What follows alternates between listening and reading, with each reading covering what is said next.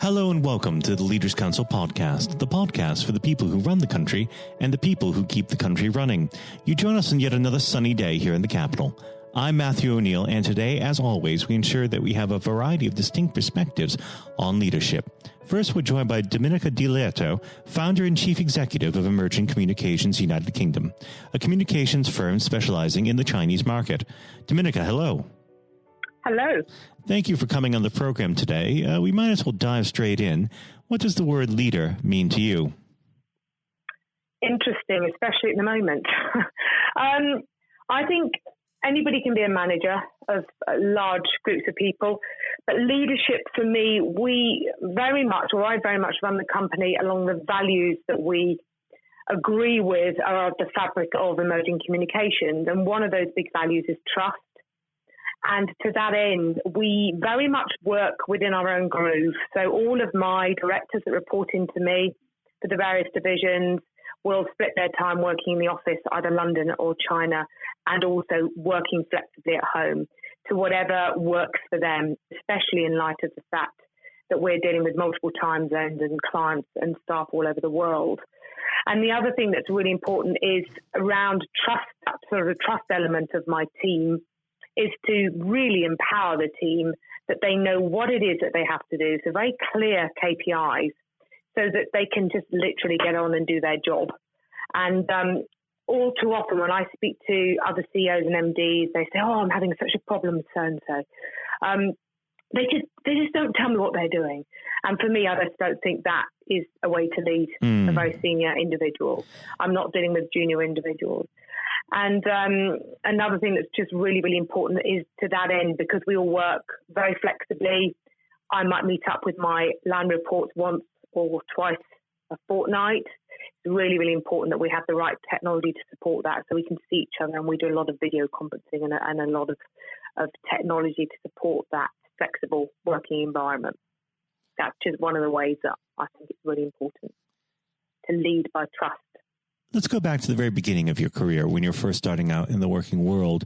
Were there any particular influences on you, whether it be a set of circumstances or an individual who shaped the way that you lead today? Oh, that's a really interesting one. I would say through my career less so. My father is quite instrumental in who I am. My dad's also an entrepreneur. I was one of these people, Richard Branson's a bit of a hero of mine, and Richard Branson, I believe, has dyslexia. I have quite a significant ADD. And I learned very, very early on that I had to be in a very senior management position to get a PA. Now, we're talking back to the 1990s here, where you used to have a typing pool and a PA. And I learned that if I was in fairly middle to senior management, quite young in my 20s, I'd get support so that I could do the things I wanted to do, which was strategy and client relationships. I wouldn't have to sit there and type up letters and contracts. So what I did learn very, very quickly was what I wasn't good at and what I didn't want to do. And I do spend quite a lot of time with my senior management board on figuring out how we are going to delegate the things they're not good at. And I would say to anybody, if you can get rid of the things that you're not good at and focus on your strengths, your life will completely change. And I do remember a boss saying that to me when I was about 26 at the Daily Mail Group, saying, Domenica, you clearly don't like the minutiae. I suggest we take it off of you. And so from that day onwards, I've spent my life trying to file myself off of jobs I don't like. And I think that is very, very good advice to anybody. Well, absolutely. It gives you more time to concentrate on the things that you enjoy and that you're good at. It's a perfectly reasonable way of going. What's the advice that you give to young people when they're first entering work? I would say to any youngster, and I say this to my family and to my daughter, figure out your strengths, and very, very, very early. And don't necessarily go, I'm really good at that. What's that going to lead to into a career? Because that will happen by accident a lot of the time. But if you can figure out your strengths, that naturally will be what you're good at. So if for example, you're a very, very good linguist, how can you use that in the workplace? If you're very analytical and you're very good at maths, how can you use that in the workplace? Because it's worth bearing in mind that the jobs that were available to me 30 odd years ago, most of them don't exist anymore. And the jobs that my daughter will do when she graduates university aren't even invented yet. And being an agile individual that focuses on your strengths in different environments, different sectors and different workplaces is going to make you a lot more employable. And not just to focus on academics either. I'm afraid when I recruit, yes, everybody I'm recruiting has a degree, most have postgrads, but I'm actually looking for, can they cope with conflict? How good a team player are they? Can they abide by our values? Do they fit in the culture of the company? Are they likable? These things are actually a lot more important because you need to be able to work with these people day in and day out. And so I say to youngsters, and I did quite a lot of young enterprise work at A-level sort of age groups a couple of years ago, and I'd say to them, look, with the best will in the world, best degree in the world, you have to be likable, and that's what's going to get you a job. That's what's going to make you go a long way in life. If people want to spend time with you, you'll be chosen for the right team. You'll have a much better time along the way. So really do focus on what your strengths are and the sort of people you want to hang around with. That's really, really important. How do you handle conflict within the office? Oh, now, my nemesis. Talk about weaknesses here. So I don't like conflict, and I am the person that all of the individuals in the office, no matter what level of seniority, when it gets escalated, go, Domenica, we need to go to Domenica because she'll make sure the conflict doesn't happen. I'm one of those people that negotiates for a living, and I love it. And so I'm the person that avoids the conflict by making everybody happy and having a win-win situation. Now, that is not real life. And quite often it doesn't work like that. And you'll have a member of staff who's not performing and they need help and they need guidance, and you have to have a very frank conversation. There is a thing of sort of delivering a sandwich. I'm not going to use the right word because it's quite rude, but I do believe that if you are in a conflict situation, there's two things. One is to focus on somebody, what they're doing well first before you actually talk about what they're doing badly. It does sugarcoat it a little bit. The second thing is to rehearse it, and that sounds ludicrous, but it works. And the third thing, and this is something a coach taught me years ago, is you actually get yourself in a really good mental place where you are really calm and very happy, and that will emanate in your conversation. So even if the person that you're delivering the news to becomes quite aggressive, you'll find that it will massively temper it. What I would not suggest is to match behaviour in this instance. So you might do that in a sales context, but I certainly wouldn't match behaviour if I was having a very difficult conversation with somebody. And that also goes with a client as well, where you're having a conversation that's not entirely much fun when somebody's not paid or something like that. Yeah. Now, if I was to ask you to objectively identify the greatest leader living or dead, who would that be? Sorry, the greatest leaders? The greatest leader living or dead, who would that be? For me, I'm really fond of Richard Branson. I think that he's very, very clever in as much that he very much focuses on his strengths, and he's always got individuals to do the doing, and he's very much a leader. And I would say that's one of the most important things about leadership, is to be able to look down on an organisation, find the holes, be strategic. You can't do that if you're doing the day-to-day. I also think Winston Churchill, whilst I never met him, and obviously I wasn't even alive when he was in power, was an incredible individual. And they're both very, very different individuals or examples I've used there. Mm-hmm. But being a true leader is being able to empower and inspire your teams, even on the days where you really don't want to be inspiring because you're having a bad day. You can't have a bad day. You have to just get on with it. And I think they are two very, very inspirational characters and very different. Now, unfortunately, our time together is drawn to its close. But before I let you go, what does the next 12 months have in store for Emerging Communications? Well, we're just right in the middle of a virus at the moment, although I have to say that it's now as much of an issue for our inbound as it is for our in-market. That's been something we've had to come up with some very quick and agile solutions to. I would say post-Brexit, education to brands of understanding the China opportunity is a really big thing that we're focusing on a lot more, speaking sort of podcasts and that sort of thing. And just, in all honesty, continuing to expand and inspire the team. both in London and China. I'm looking for additional offices within China and also looking at an additional location within the UK. There's quite a lot going on at the moment, but it's all good. And it sounds like a very exciting time, and it's been an absolute pleasure discussing leadership with you, and I very much hope you come back on the program at some point in the near future, and we can go further in depth. Domenica, thank you. Thank you very much. My pleasure. That was Domenica Di Leoto, founder and chief executive of Emerging Communications UK. And now, if you haven't heard it before, is Jonathan White's exclusive interview with Lord Blunkett. We're joined today by David Blunkett, Lord Blunkett, former Home Secretary, former Education Secretary. David, thank you very much for joining us today. You're very welcome. It's always a pleasure, but since we are talking around the theme of leadership, it would be remiss of me if we didn't start with the leadership election going on in the Labour Party. Apart from, I'm sure, your delight that a certain someone is leaving a post, what are your thoughts on it so far? Well, I think the party membership are going to make a very clear decision. Are they in the stands watching, or are they on the pitch playing? And if they want to play, then the two candidates that are in for the future are Lisa Nandy and Keir Starmer.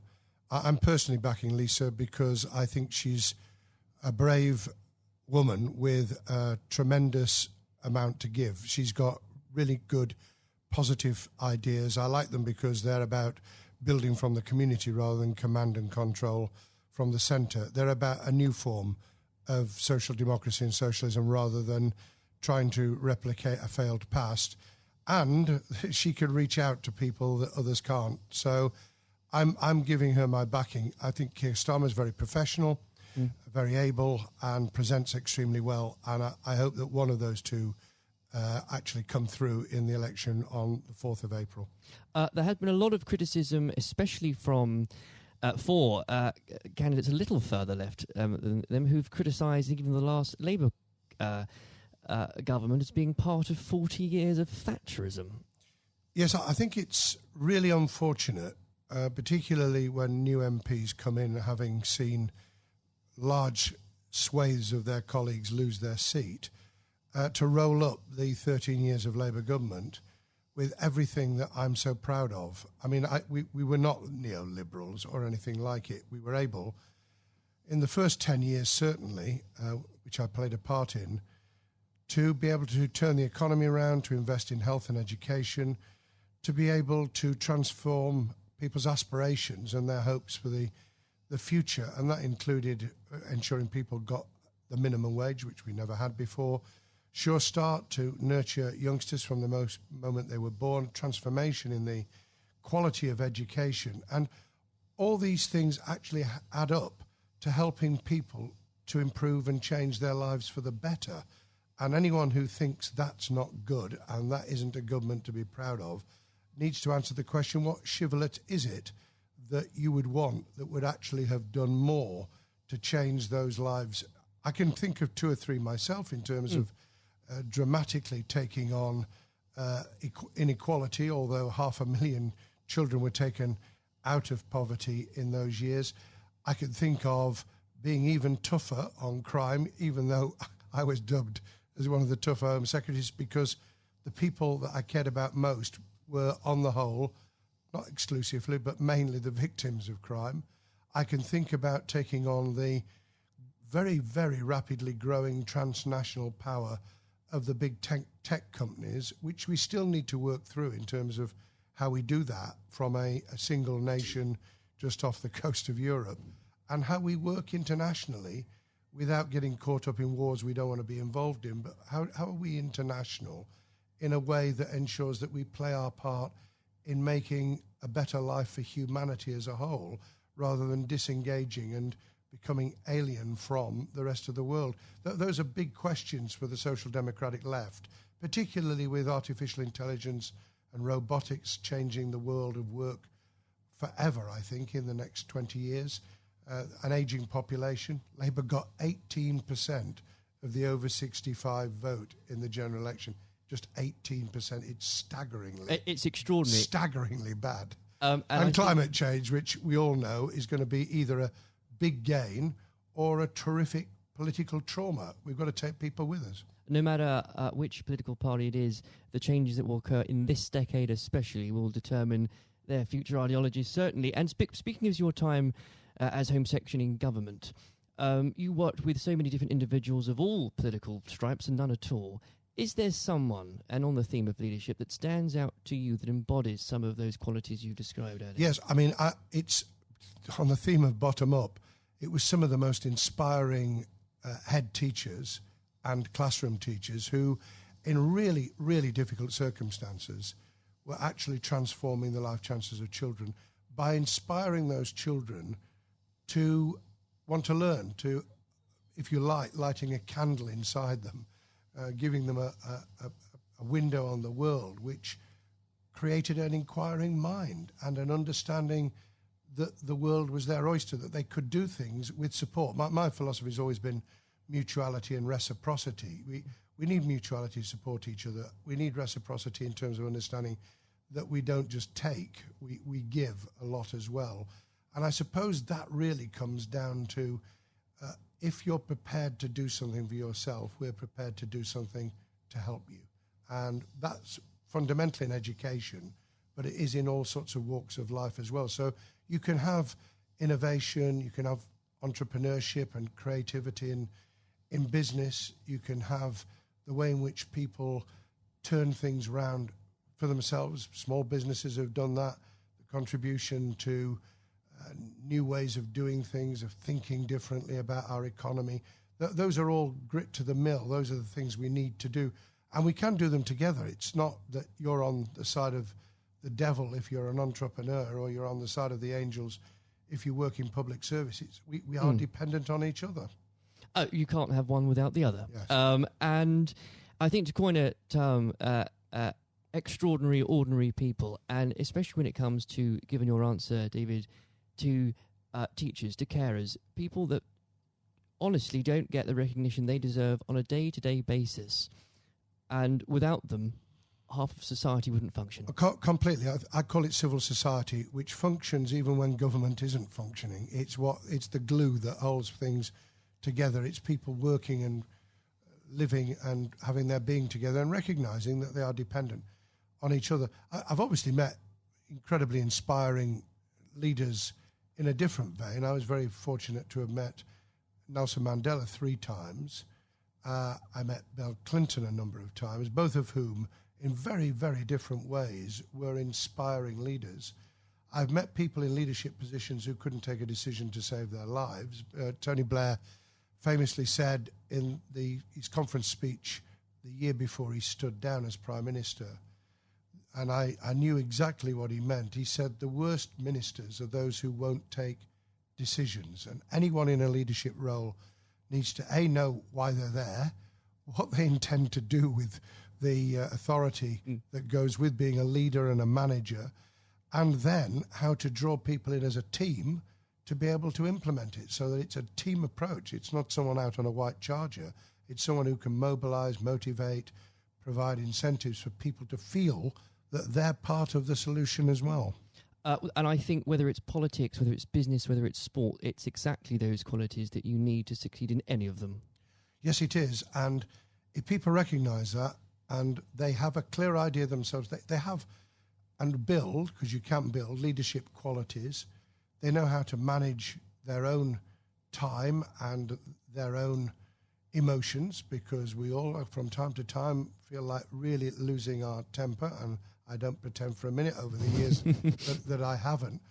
How to control your own feelings and emotion, and how to bring the best out in other people's. How you work out that people who are really good don't threaten you, they complement you. People who have complementary skills to you are really valuable. And I suppose the ability to listen, not just for its own sake, but to listen because you are conglomerating, I suppose you would call it plagiarizing, thoughts, ideas, ways forward from everyone around you. I often think that football managers wouldn't do too bad a job if they actually talked to the fans after the game. Well, everyone knows, David, you're a big Sheffield Wednesday fan. I know. Can't be easy having to hear the praise of Chris Wilder and Sheffield United every week after week. No, it isn't, although it's damn good for Sheffield, so I'm being a bit magnanimous at the moment. That's very good about of you. Sheffield United in the Premier League, because it's change. It does change. It lifts the image of the city internationally. If you're not just because it's Sheffield United, but because if you're playing Liverpool and you're playing Man City, then that's a global audience. You're immediately beamed across the world. So that's good. I could cry sometimes. We can beat Brighton, Premier League side, in the FA Cup at Brighton. We can beat Leeds at Leeds. I was there when we beat them 2-0 in January. And then you can lose 5-0. And then you lose 5-0 Yeah. at home to Blackburn, and half the fans were out of the ground by the half time. What would a manager Blunkett say in this situation? I would have asked myself a very simple question. What went wrong with motivating those players so that when they came out on the field, they walked instead of ran? They didn't have any of the passion they'd had the week before at Leeds. They showed no drive and incentive to take hold of the game. What went wrong with the same players who'd played very well the week previously? And if you could answer that question, and something may have happened, who knows, something during the morning before the game started, something may have gone sour. You get the answer to that question, and you then start to ensure that we never do this again. Yeah, well, I'm a Chelsea fan, so I'm beginning to feel your pain at the minute. But I would like to pick up on another point you just made, actually, David, about choosing a strong team, people that complement you. A lot of criticism that Theresa May got as Prime Minister was that she tended not to pick, perhaps, the more ambitious, the more ministers that might well challenge her. One of Boris Johnson's, for all his faults, he has been said in the past, he's a man that picks people that are good at their briefs. Do you agree with that?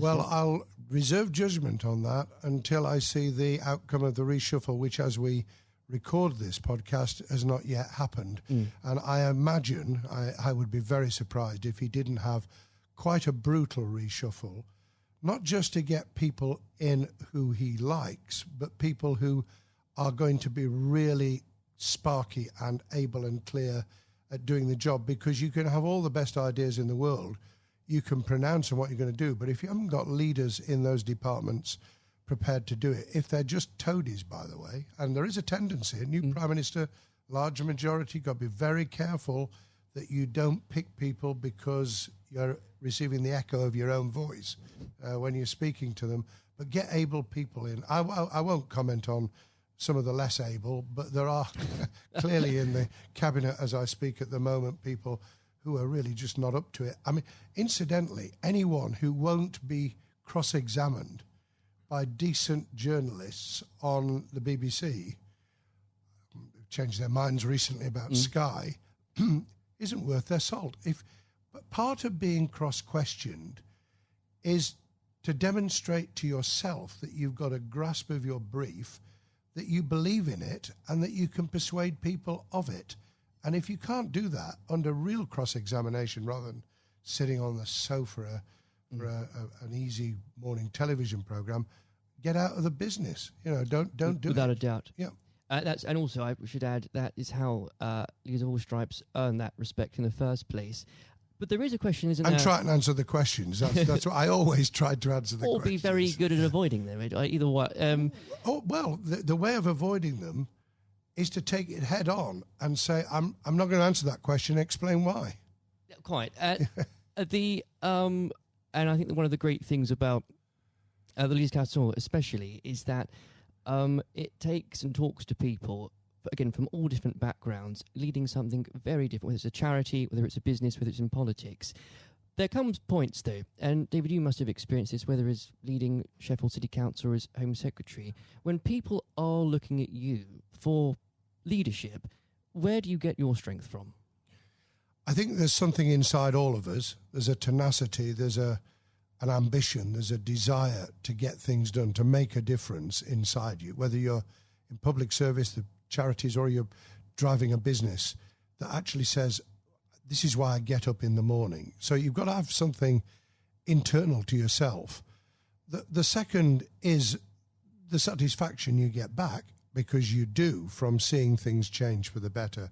You can take pride without being egotistical. There's nothing wrong with being proud of what you do and to want to do it even better. And that's why you need both sharp minds around you. In my case, it was special advisors as well as ministers. I pretty well picked my ministers. Sometimes Tony asked me to take people who I was a little bit iffy about, and we had to meld people into the team. I was able to pick all my own special advisors, and that really did make a difference. But in the end, you've got to like what you're doing. I mean, the people who are unhappy in their skin, it's very difficult to perform if you're in the wrong business or in the wrong department of a business, or if you're really hating teaching, or in politics, you're just in the wrong department. I was very lucky because education and employment were my first loves in terms of what I wanted to do, and I got the job for 4 years. I'd then come to the conclusion that there were really big challenges for us.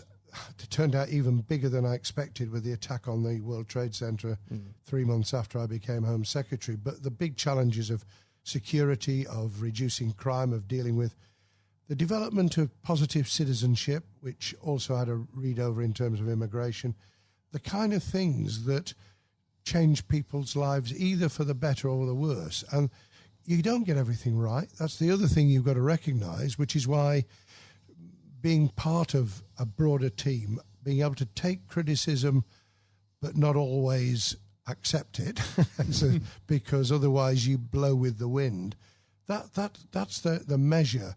And I think if we can share those traits, those experiences, those different elements through the Leadership Council, if we can get people from very, very different leadership managerial roles and delivery roles to actually be able to share that experience, everyone will gain something from it, because that dialogue will inform, it will avoid people reinventing the wheel. It will take people a lot further than the niche, for good or ill, the niche that they're in at the moment.